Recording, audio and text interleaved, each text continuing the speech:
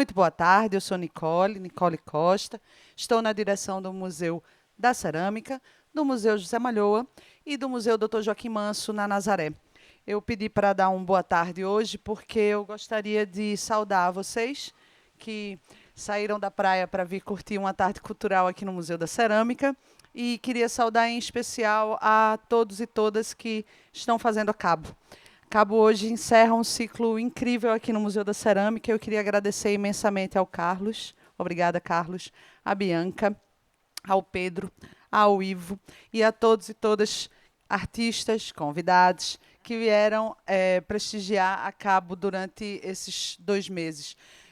O Museu da Cerâmica tem realizado uma série de iniciativas voltadas à dinamização de sua programação e Cabo se insere nesse ciclo de iniciativas. Só acontecem porque existem vocês que vêm visitar e participar e também porque existe um conjunto de pessoas que mobiliza essas iniciativas. Eu não poderia também deixar de mencionar o grupo de amigos do Museu da Cerâmica, a Margarida, obrigada, que também tem mobilizado imensas ações no museu. Então, eu agradeço muito e peço a vocês que sigam as redes sociais do Museu da Cerâmica e do Malhoa.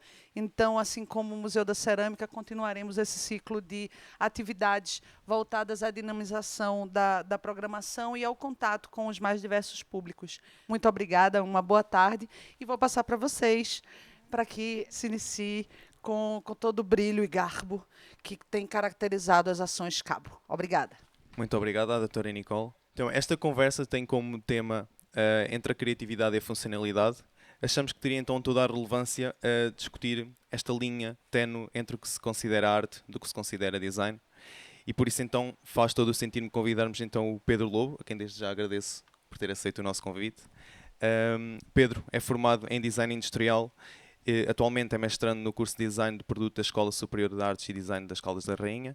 Considera-se um ativista com um espírito crítico diante dos problemas sociais, focando-se na sua investigação projetual no papel do design como agente transformador, numa busca por uma sociedade inclusiva, progressista, sendo o seu trabalho projetual, maioritariamente cariz manifesto. Obrigado a ambos pela presença. Queria só aqui passar, antes de começar as questões, passar aqui a palavra à Bianca, que nos fará uma contextualização do que é o Cabo e do que é o Cabo Talks.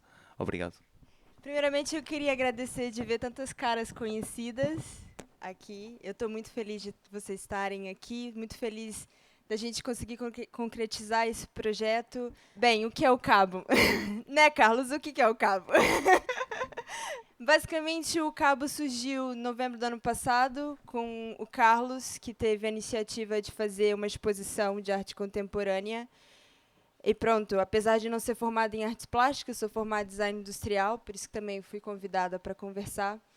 Eu aceitei, por que não? E o tempo foi passando e a gente foi percebendo que, além da exposição, por que não fazer conversas, masterclasses, workshops? E por que não também trazer um pouco da música? Porque a cultura não é só exposições. Cultura também é música, conversa, todos os tipos de expressões que a gente consegue hoje em dia, uma pluralidade muito importante e que a gente tenta expressar de várias formas possíveis. E o Cabo, basicamente, é uma plataforma que busca preservar, arquivar e catalogar a cultura contemporânea. É por isso que a gente faz de tudo um pouco, porque a cultura contemporânea é muito rica. Se vocês quiserem nos seguir no Instagram, que é @geralcabo, lá a gente está mais intenso em relação ao que está a acontecer. E é isso, eu queria agradecer novamente a todos e vou parar de falar porque a estrela agora é o Pedro. Agradecer também, Pedro, por você estar aqui. Pedro, além de um designer, é um grande amigo meu, sempre me ajudou em muitas coisas, então eu estou muito feliz de não ser só parceiros de curso, mas também amigos. Muito obrigada. Obrigado. Então vamos começar. A primeira questão, Pedro, eu queria então começar por, basicamente, que faças uma pequena introdução. Eu sei que já a fiz, mas nas tuas palavras é sempre diferente do que aquilo que eu disse. Queria que falasses um bocadinho do teu trabalho e do teu trajeto e como é que então o teu trabalho está muito associado a um nome, a um título, as Kinky Ceramics. Quero que nos expliques um bocadinho como é que apareceram. Boa tarde a todos. Primeiro quero agradecer a vossa presença aqui, estou muito feliz de vos ver aqui todos e quero agradecer também ao Cabo pelo convite É sempre uma ótima oportunidade de poder falar do meu trabalho e perceber também o feedback das pessoas em relação às minhas peças, apesar de não estarem aqui hoje. Então o meu trabalho é uma história longa, mas começa com a minha vinda para as Caldas. Eu não sabia bem o que é que eu queria estudar e então achei que design industrial era o caminho. Inscrevi-me, vim para aqui estudar, só que rapidamente percebi que não me imaginava a minha vida inteira numa fábrica a trabalhar, a fazer eletrodomésticos, ou a fazer sofás, ou a fazer... que na minha cabeça era só mais lixo e nós já temos tantas coisas iguais e tanto material no mundo. E nesse sentido comecei a ficar um pouco desmotivado, até pelos briefings que nós recebíamos, e no segundo ano quase desisti. Mas depois no terceiro ano conheci a cerâmica com uma cadeira que nós tivemos opcional e percebi que se calhar só estava a trabalhar com o material errado. Acho que tanto a madeira como o metal são matérias que não nos permitem muito o erro, ou seja, aquilo cortou e ardeu a tenda. E nesse sentido a cerâmica é muito maleável, é muito permissível, e então gostava desse lado da cerâmica e por isso é que depois descobri esse meu gosto pela cerâmica. O que depois fez com que eu ficasse com vontade de ir para mestrado.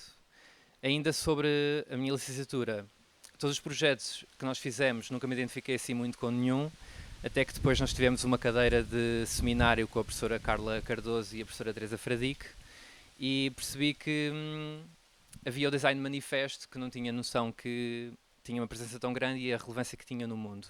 Então fiz um projeto que basicamente era uma crítica ao Falo das Caldas, que não sei se vocês sabem, mas tem uma história por trás bastante caricata, podemos dizer assim, em que o Falo das Caldas, na parte de baixo, tem uma vagina.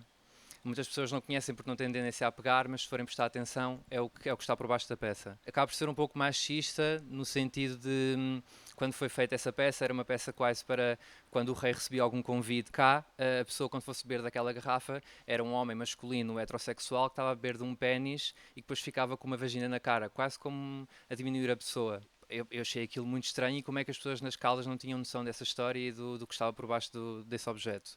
Então na altura eu desenhei umas peças que chamei O Outro das Caldas, em que eu juntava tanto a vagina como o pénis para criar um objeto intersexual em que ambos os órgãos existissem em harmonia, que não houvesse aqui uma sobreposição de nenhum. Depois com o feedback das pessoas percebi que podia ser algo interessante e já que eu sou uma pessoa bastante crítica nesse sentido e de ativista, achei que podia ser por aí que o meu design pudesse ser mais relevante. Então, quando fui para o mestrado, fui já com essa mentalidade do que é que eu queria fazer, era mais nesse sentido de design crítico, design manifesto. E quando cheguei a mestrado, nós tivemos muitos projetos, e um dos projetos que nós tivemos com o Rui Dias, o briefing era criar algo para a interação entre duas pessoas. Então eu decidi trabalhar a questão da sexualidade e a questão da cultura kinky, e eu não fazia parte desse universo, então com a pesquisa descobri uma arte, que é a arte de Shibari, que é a arte de amarrar o corpo, e percebi como é que aquilo funcionava e era essa interação entre duas pessoas. E então fiz um projeto com as cordas e com o Shibari e foi muito interessante perceber que, apesar das pessoas nas Caldas estarem super habituadas a ver falos por todo o lado e esta cultura muito sexual nos objetos, de repente um manequim amarrado com cordas com os mamilos à mostra na sala de mestrado gerava um pouco incómodo. E para mim foi muito confuso ver essa dinâmica, principalmente com pessoas que estudam arte, estudam design e que assume-se que já têm uma mentalidade mais aberta. E então comecei a pesquisar mais sobre o assunto, sobre o preconceito da sexualidade e percebi que a cultura kinky é muito desprezada. Até há bem pouco tempo era considerado uma doença ter um fetiche. Estava dentro de uma parafilia quase como a pedofilia, o que é bem assustador. Então, nesse sentido, comecei a pesquisar um bocadinho sobre essa questão e, obviamente, como queria trabalhar com a cerâmica, pensei como é que eu posso juntar a cerâmica tradicional, que é algo que as pessoas já estão bastante habituadas e lidam bastante bem, e neste sentido tentei puxar a cultura kinky para a cerâmica, usando peças tradicionais, feitas por um aleiro tradicional, e depois aplicar então estes objetos kinkies para aos pouquinhos conseguir chegar às pessoas. De repente a minha avó está a temperar a comida com um saleiro que é um butt plug, ou que tem umas algemas, ou então está a servir água ao meu avô com uma garrafa que tem uma gag ball no topo, que é uma bola para fechar a boca. E então aos pouquinhos é tentar desconstruir esta barreira da aversão das pessoas a este tipo de objetos, a esta cultura, não a tentar que toda a gente seja super kinky e super fetichista, mas calhar haver uma liberdade maior, né, em relação à sexualidade. Por exemplo, agora deste o exemplo dos teus avós, que são de uma geração completamente diferente da nossa. Eles sabem o que é que está por trás da estética, do aspecto que eles estão a ver. Eles sabem o que é que está, qual é que é a representação que está ali. De todo, meus avós não têm noção e veem as minhas peças e acham engraçado e bonito, mas nunca acham que o que é que está por trás. Obviamente as algemas é uma coisa que percebe logo o que é, então eles claramente conseguem identificar e acham graça, mas nem fazem muitas perguntas. Ok. Agora as peças das cordas, pelo lado estético delas, não entendem e para eles até podia ser macramé. Eu acho que o maior desafio que eu encontrei foi respeitar bem as duas culturas, tanto a cerâmica tradicional como a comunidade kinky, porque de todo queria desrespeitar alguma delas e nesse sentido, quando começo a trabalhar com óleo tradicional, eu queria que as minhas peças fossem bem feitas, representassem bem este saber antigo e nesse sentido tenho tido muito cuidado porque não queria de todo desrespeitar ninguém, não queria estar a apropriar-me de nenhuma destas culturas e queria que ambas coexistissem e que fizessem sentido juntas. E diria que está bastante ok, porque eu estive agora em Barcelos há pouco tempo, bem, há uma semana, a representar as Calas da Rainha numa feira nacional de cerâmica e artesanato e foi interessante porque estavam lá cheios de ceramistas por todo o lado e eles vinham todos ver as minhas peças e mesmo não entendendo o que é a cultura kinky, viam que as peças tinham sido feitas com bom gosto, bem desenhadas, bem pensadas. Não era aqui tentar usar a cerâmica para algo, mas sim trabalhar com a cerâmica, com os óleos que temos cá nas Caldas. As pessoas que foram ter contigo e que falaram contigo, presumo que tenha acontecido, viram as tuas peças como arte, como design ou como uma junção de ambos? Depende de peça para peça. Eu acho que as minhas peças das cordas têm um ar mais decorativo e entendo que as pessoas vejam-no mais como arte. Já as outras peças, quase como a garrafa da Gag Ball ou os saleiros, já as pessoas veem como design porque veem logo uma função bastante evidente nelas. Mas seja qual for as opções que as pessoas olhem para as minhas peças e vejam, desde que a mensagem chegue, por mim está tudo bem. Eu não sou artista e nesse sentido identifico-me como designer. No entanto, eu acho que apesar de existir esta barreira entre o design e a arte, ambos podem beber uma da outra, seja pela metodologia, seja pelos processos que usam. Eu acho que é nesse sentido que ambas podem aproveitar-se uma da outra.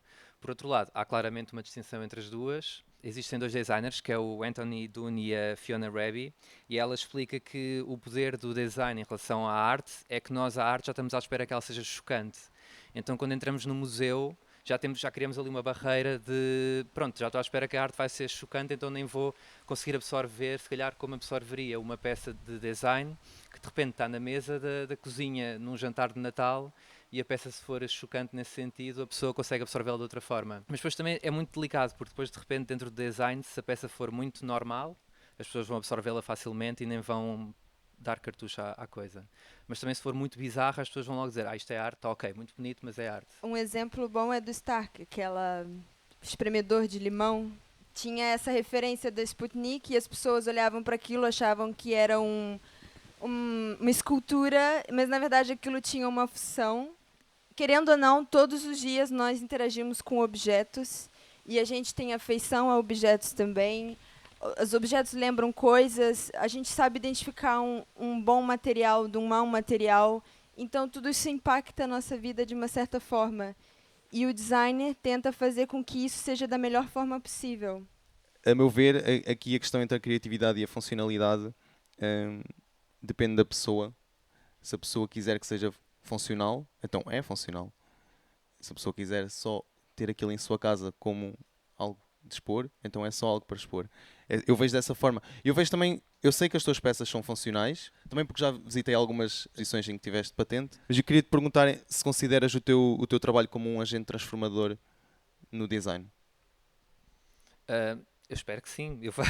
Eu faço o meu trabalho para que tenha esse impacto nas pessoas e tenho reparado pelo feedback que tenho recebido, as pessoas passam a ver, por exemplo, agora nesta questão da Feira de Barcelos, sendo pessoas que não têm muito conhecimento dentro do mundo do design ou da arte, as pessoas passavam, paravam, perguntavam e nesse sentido é esse o objetivo do meu trabalho. O meu trabalho eu introduzo um bocadinho dentro da questão do design crítico e essa procura por gerar debate sobre alguma temática é o que eu procuro. E eu procuro que as pessoas parem, reflitam sobre o assunto e mesmo que não se relacionem com esta cultura, gosto que as pessoas pensem no assunto para que o preconceito que têm sobre, se calhar, algum familiar ou algum amigo que goste deste tipo de cultura, que depois também não os ponham de parte ou que sofram alguma consequência.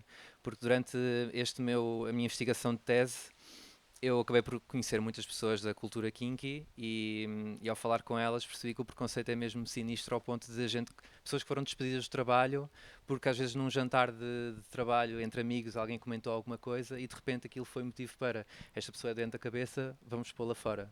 As pessoas que foste conhecendo na tua investigação, se agora mais tarde que já fizeste muito mais coisas, muito mais peças, se essas pessoas já falaste com elas ou elas falaram contigo e se sentem representadas no teu trabalho? Sentem que, ok, de facto, isso é assim, ou não. Ou então, esta pessoa está a apropriar-se de uma coisa que não faz ideia. Eu tive exatamente os dois pontos de vista. Tive as pessoas que disseram, isto está incrível, ainda bem que se fala sobre o assunto, porque não tem mal nenhum. E depois tenho o outro lado, que são pessoas que vivem na comunidade kinky, mas também não querem que aquilo se torne mainstream. Gostam que aquilo seja quase uma coisa elitista de eu faço shibari, sou artista de shibari, e é uma coisa minha e do meu grupo. Por acaso, já pensaste em fazer uma colaboração com um artista de shibari? Já pensei, e estejam atentos, porque vai ser agora entretanto. Spoiler. Spoiler, convidei um artista chamado Pedro Shibari no Instagram, que é um artista já com muitos anos de experiência da arte de Shibari. Ia-te perguntar como é que tu equilibras a tua estética na utilidade das tuas peças. Pois, é uma cultura muito rica e que as pessoas não têm muito conhecimento, então eu tenho que explicar muita coisa. E às vezes há muitas perguntas provocadoras das pessoas que veem, porque acham engraçado e não estão à espera que eu responda, mas acho que quanto mais natural nós formos a responder este tipo de coisas, mais natural vai ser esta dinâmica. Ainda antes de responder isto tudo, eu gostava de falar da questão da função. E a função foi sempre para mim uma prioridade porque lá está, o design e a arte, era o que eu estava a explicar, ele tem que ter nesse sentido a função para que eu consiga chegar às pessoas mais facilmente através do cotidiano. Então para mim era relevante que as minhas peças tivessem essa funcionalidade para que as pessoas não a descartassem logo como uma peça artística. Então nas peças de shibari, elas são cozidas a alta temperatura, as que são de outras pastas, para que fiquem vitrificadas, ao ponto que as pessoas possam colocar lá líquido dentro, para que eu possa pôr uma planta, para que eu possa pôr alguma coisa lá dentro. E nesse sentido a funcionalidade dela é o que a pessoa quiser lá colocar. Pode não colocar nada, pode ser meramente decorativo, mas ela tem essa função de base. Depois também tenho a da Gag Ball, que é uma garrafa, e eu tentei procurar a função base da Gag Ball, que seria de fechar e de selar a boca. Então eu pensei como é que eu posso usar esse objeto que já serve para selar e fechar, para fechar uma peça de cerâmica. Então foi assim que eu fiz esta ligação entre a Gag Ball e a garrafa. Tu gostas ou tens receio da ambiguidade que pode trazer as tuas peças? Não, eu acho que isso faz com que o meu projeto também ganhe um pouco mais. Essa ambiguidade faz com que também chegue a mais pessoas. Não vejo problema nenhum. Eu acho que é uma coisa de português, que eu tenho vindo a perceber, até falar com várias pessoas, que é uma questão de ego. Eu acho que os ceramistas que eu tenho vindo a conhecer, há muitos que têm o ego muito frágil, no sentido do trabalho deles, e no sentido de... eu sei fazer isto, é assim que se faz, foi assim que o meu avô me ensinou, não dá para mudar, sempre se fez assim e vai ser assim que se vai fazer mais daqui para a frente. Então nem querem partilhar muito o conhecimento, parece que faz o trabalho deles para mostrar, mas até o processo é muito assim escondido, isto é o meu processo, eu é que sei fazer. Mais uma vez, quando estive em Barcelos, conheci uns senhores de Menizes, em Espanha, e falei com um senhor que é o Pepe, é um ceramista, já ceramista há 60 anos, e era um nível de partilha que ele teve comigo, que tivemos 4 horas, em que ele teve-me a mostrar vídeos dele de truques de cerâmica que eles têm numa associação lá, em que só partilham com as pessoas que fazem parte da associação. Partilhou comigo facilmente, deu-me logo dicas do que é que eu podia melhorar no meu trabalho, disse-me logo o que é que gostava, quis conhecer o ceramista que trabalha comigo, ou seja, esta dinâmica não costumo cruzar muito aqui em Portugal. Eu acho que o problema está nas nossas raízes que vêm atrás do design modernista. Eu acho que tínhamos no design modernista aquela ideia da forma segue função, para que o design chegasse a toda a gente e fosse barato, mas de repente as pessoas que estão a desenhar este tipo de peças são pessoas, homens heteros, brancos, que não passam pelos problemas de toda a gente, não têm noção dos problemas de toda a gente, e não dá para fazer um design que dá para toda a gente. Nós não somos todos iguais, há individualidade, nós somos seres tão complexos, cada um de nós, por isso é impossível gerar um objeto que dê para toda a gente. Bem, eu cresci na aldeia sem representatividade nenhuma queer, então era tudo só, na minha cabeça achava que era tudo homens heteros e mulheres heteros, não conhecia outra realidade. Até aos meus 14 anos achava que eu era o diferente. E depois fui estudar para Fátima, ainda pior, num sítio muito fechado. E então, nesse sentido, achava bizarríssimo essa falta de representatividade. E quando vim para as Caldas percebi que havia todo um mundo novo e pessoas diferentes, que foi incrível. Por isso, sei lidar bastante bem com o preconceito, sou bem chill com isso. No entanto, já fui barrado de certos sítios temática que eu trabalho, as pessoas dizerem que este projeto não encaixa em todos os sítios, que é uma temática delicada para abordar em certos sítios, e de repente candidatei-me a uma feira de design na Alemanha, e eles responderam-me a dizer que gostaram muito do meu trabalho, mas que era uma temática delicada para o sítio que era, e eu fiquei do género, porra, é uma feira de design gigante na Alemanha, como Sim. assim o meu projeto não Sim. é assim tão chocante para estar ali? Como assim é que uma pessoa fica tão incomodada com um vaso de cerâmica com cordas? Uhum. Ia-te perguntar se existem momentos na tua criação, quando estás a criar as tuas peças, achas que estás conscientemente a desviar-te da funcionalidade em prol da tua expressão artística? Não, em momento algum. Como eu tinha dito anteriormente, a função para mim é muito importante, tanto o objeto que estou a aplicar na cerâmica como depois a peça final. Por isso, nesse sentido, eu já desenho a peça a pensar na função. Em momento Ok. algum eu fujo dessa ideia. Mas temos tendência a ir sempre mais além. Ou seja, tu agora estás aqui, fizeste esta peça, mas queres explorar e ir mais profundamente, ver onde é que podes chegar e evoluir. Não, sem dúvida. Eu tenho algumas peças que eu olho para elas hoje em dia e claramente a função ali não era relevante. É que depois sentas-te ali com um ceramista, estamos ali 6 horas no ateliê dele e estamos ali tão imersos no processo que às vezes Sim. acabamos por os dois ficar tipo, agora puxa daqui, então e agora vamos apertar dali. E de repente a peça nem funciona no fim. Mas também está tudo bem porque foi uma Sim, experiência é uma experimentação. e Sim, portanto. também gosto da existência dessa peça apesar de não funcionar. Ok. E Agora, guardas essas peças? Guardo essas peças. Ok. É Pensas o algum dia? processo, né? Faz Sim, parte. faz parte do processo. Pensas em algum dia essas peças virem ao público? Bem, se tudo correr bem, há de vir ao público agora na minha defesa de tese, porque quero mostrar o processo todo e de onde é que vem Ok. isto tudo. Mas Isto é um público restrito. é o que couber dentro da sala, quem aparecer.